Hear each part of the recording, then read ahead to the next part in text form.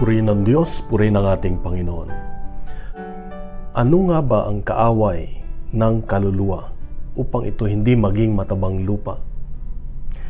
Sa ating Ebanghelyo ngayon, muli nagpaalala ng Diyos. Pinaalala niya yung talinghaga ng banghasik na ang ibang binhi ay napunta sa daanan, sa batuhan, sa matinik, at sa matabang lupa. Tatlo ang kaaway ng ating kaluluwa para hindi maging mataba ang ating lupa sa ating puso. Una, yung ating sarili, the flesh. Pangalawa, ang demonyo, ang masamang espiritu. Pangatlo, ang mundo. Itong mundo lalo na ay nagiging kaagaw sa mga binhi na inihasik ng Diyos sa atin, yung kanyang salita, yung kanyang pagtuturo, paggabay. Bakit? Kasi ang mundo ngayon ay napakaingay at ang daming tinuturo sa atin. Kung hindi tayo mag-ingat, ay kakainin tayo ng mundo. Tuturuan tayong huwag makinig sa salita ng Diyos, huwag mag-focus sa salita ng Diyos. Kundi ang pakinggan lang natin at panoorin ay ang mundo, yung katuruan ng mundo.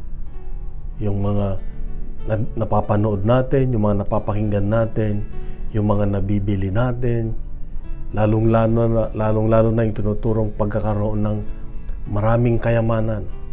Isa ito sa mga kaagaw ng Diyos sa paghahasik niya ng mabuting balita. Kaya kapatid, itong hamon ng Diyos sa atin ngayon, mag-ingat tayo. Huwag nating ituon, ibusin yung oras natin sa pagtuturo ng mundo sa atin. Mas maganda mag-focus tayo doon sa mabuti, doon sa makatulong sa ating kaluluwa upang mapalapit sa Diyos.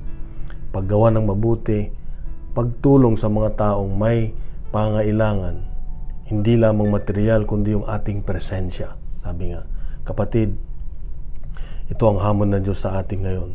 Kailangan niya hindi lang yung mamunga. Ang kailangan niya yung mamungang 100, marami, upang tayo ay magamit niya na daluyan ng kanyang pagpapala para sa iba. Kapatid, gawin nating matabang ating lupa sa pamamagitan ng panalangin, sa pamamagitan ng paglilinis sa ating kalooban at pagtalima sa kanyang salita. Kapatid, mahal ka ng Diyos, mahal ako ng Diyos, mahal tayo ng Diyos. Bukas muli, mayroon siyang magandang mensahe sa atin. Pagkalat natin itong mabuting balita, ang mabuting balita ay ang Diyos mismo. Isang mapagpalang Biyernes sa atin. God bless you and God bless your family.